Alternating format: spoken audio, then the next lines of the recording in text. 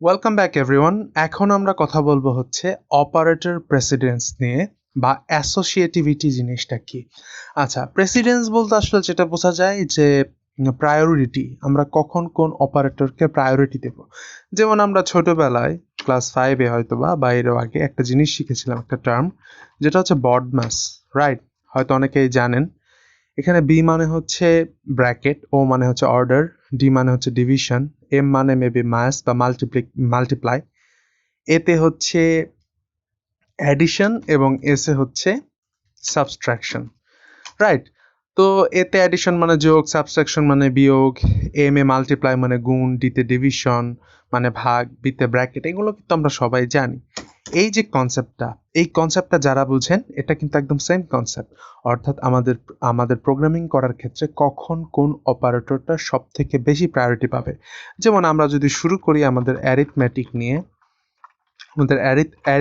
নিয়ে যদি আমরা শুরু করি, তাহলে প্রথম যেটা সব থেকে বেশি প্রায়োরিটি পায় সেটা হচ্ছে গুণ, ভাগ এবং মডিউলাস। এই তিনটা কিন্তু সেম ভাবে প্রায়োরিটি পায়, মানে এরকম না যে কোনোটা বেশি কম।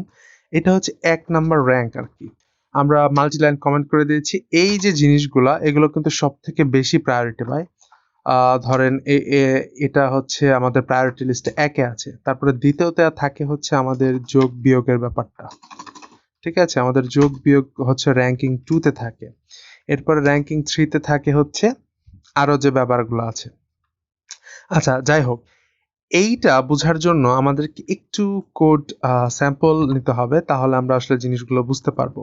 আপনি যেখানেই যান, ব্র্যাকেট কিন্তু সব থেকে বেশি পাওয়ারফুল। ব্র্যাকেটের কাজ সবার আগে। আপনি এই জায়গায় ব্র্যাকেট ব্যবহার করে কিন্তু খুব সহজেই আইডেন্টিফাই করে দিতে পারবেন কম্পাইলারকে যে কোনটা আগে করতে যাচ্ছেন, কোনটা পরে করতে যাচ্ছেন।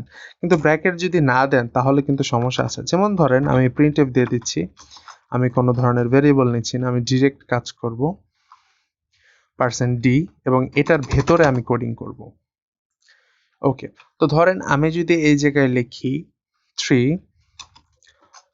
+ 4 ভাগ, ধরেন আমি কোনো ধরনের ভগ্নাংশ নিতে চাচ্ছি না, ভাগ 2, আপনার কি মনে হচ্ছে অ্যান্সার কত হবে? দুইটা অ্যান্সার হতে পারে। একটা হচ্ছে আপনি বলতে পারেন যে 4 + 4 8, ভাগ 2 তে হচ্ছে 4, এইটা একটা অ্যান্সার হতে পারে। আরেকটা অ্যান্সার হতে পারে হচ্ছে 6। দুইটা অ্যান্সার হতে পারে, একটা হচ্ছে 4 এবং একটা হচ্ছে 6। আমরা এটা প্রিন্ট করে দেখি যে কি অ্যান্সারটা আসলে হয়। সরি, আমি এখানে কমা দিতে ভুলে গেছিলাম। ওকে, তো এবার আমরা প্রিন্ট করি। ওকে, অ্যান্সার হয়েছে 6। কেন 6 হয়েছে? বটম্যাস প্রেসিডেন্সি। এটা এটা আমরা যদি নর্মাল ম্যাথের ক্ষেত্রেও দেখি, এটা কিন্তু আমাদের সেম রুলস ফলো করছে। আগে 2 এর কাজ হয়েছে, 2 এর সাথে কি আছে 4, মানে এতটুকুর কাজ হয়ে গেছে, এসেছে 2 এবং 2 4 এর সাথে যোগ হয়ে হয়েছে হচ্ছে 6। ঠিক আছে, এবার যদি আমরা দেখি যে 4 গুণ 2 যোগ যোগ যোগ হচ্ছে 6 ভাগ হচ্ছে 2। ওকে, এবার আমরা করে দেই। এবার কার কি মনে হচ্ছে কি হবে? গেস ইট। 8 3, রাইট।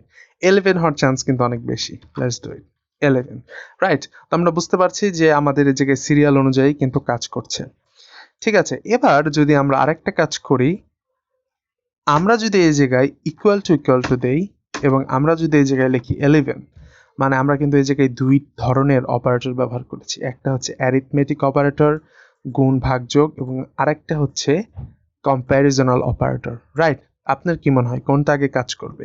11 = 11 কি হবে, নাকি আগেই 2 এর সাথে 11 কম্পেয়ার হবে, এরপর এসব কাজ আলাদা হবে? 1 কেন আসলো? কারণ এটা হচ্ছে ট্রু। তাই তো, যখনই আমরা একটা কম্প্যারিজন অপারেটর ব্যবহার করি তখন আমাদের অ্যান্সার কিন্তু বুলিয়ান অ্যান্সার আসে। অপারেটরের যে সিকোয়েন্স বা যে র্যাঙ্কিং, সেটা বোঝার জন্য আমাদেরকে একটা ছবি দেখতে হবে।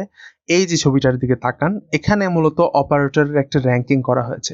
যদিও প্রথমে নট অপারেটর আছে এবং শেষে কিছু লজিক্যাল অপারেটর আছে। আমরা এখনো লজিক্যাল অপারেটরের ক্লাস করিনি। আমরা লজিক্যাল অপারেটর শিখবো হচ্ছে আরো 2-3 ক্লাস পরে, ইফ এলস যখন যাব তখন। বাট আপনার একটা ধারণা নিয়ে নিতে পারেন বা একটা স্ক্রিনশট নিয়ে নিতে পারেন যে জিনিসটা আসলে কিভাবে কাজ করছে। জিনিসটা কাজ করছে হচ্ছে প্রথমে অ্যারিথমেটিক, তারপরে কম্প্যারিজন, তারপরে হচ্ছে রিলেশনাল অপারেটর। মনে রাখবেন প্রেসিডেন্সের কথা যখনই আসবে প্রথমে যেটা কাজ করবে সেটা হচ্ছে অ্যারিথমেটিক, তারপরে কম্প্যারিজনাল বা রিলেশনাল, এবং সবার লাস্টে হচ্ছে আমাদের লজিক্যাল অপারেটর।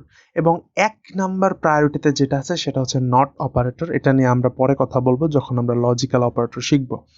ওকে, এখন আমরা আরেকটা জিনিস সম্পর্কে দেখব। আশা করি এতটুকু আমরা বুঝেছি। আমরা এবার যেটা দেখব, যদি আমাদের র্যাঙ্কিং সেম হয় তখন আমাদের কম্পাইলার কি করবে। ধরেন আমি যেটা বলতে চাচ্ছি যে আচ্ছা আমরা একটা লাইনই করে নেই। ওকে, এবার আমরা যেটা করব, আমরা একটু কেটে দেই এবং আমরা এই জায়গায় যদি এরকম একটা জিনিস দেই, ধরেন 3 গুণ 4 ভাগ 6 গুণ 2, এখন কি করবে আমাদের এই অপারেটর? এখন কি করবে? আপনার কি মতামত? কোনটা নিয়ে আগে কাজ করবে? আগে কি গুণ করবে, আগে কি ভাগ করবে, না কি করবে? এখন আপনার মনেই হতে পারে যে হ্যাঁ, দুইটা দুই সাইড সুন্দর মতো হয়ে যাবে এবং যে অ্যান্সার সেটা ভাগ হবে, কিন্তু না, ব্যাপারটা কিন্তু এরকম না। যখনই আমাদের র্যাঙ্ক সমান হবে, আমরা কিন্তু একটু উপরে দেখেছিলাম যে এই যে র্যাঙ্ক 1, এটা সবগুলোই কিন্তু র্যাঙ্ক 1, কোনোটা রেখে কোনোটা কম না।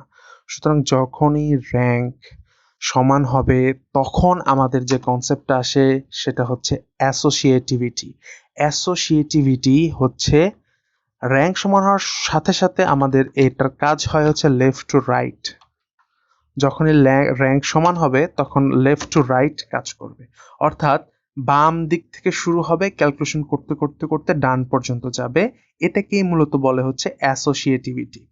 এবং অ্যাসোসিয়েটিভিটির কাজটা যদি আমরা দেখি, আমি জানি না এটার অ্যান্সার কত, বাট আমরা দেখতে পারি 3 4 12, 12কে 6 দিয়ে ভাগ দিলে হয় হচ্ছে 2, এবং 2কে 2 দিয়ে গুণ দিলে হয় হচ্ছে 4।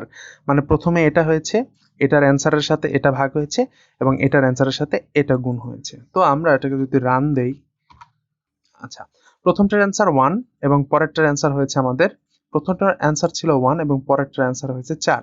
4 কেন? আবারও 3 4 12, তারপরে হচ্ছে 12কে 6 দিয়ে ভাগ দিলে 2 হয় এবং 2 2 4। আমাদের অ্যান্সার কিন্তু 4 এসেছে।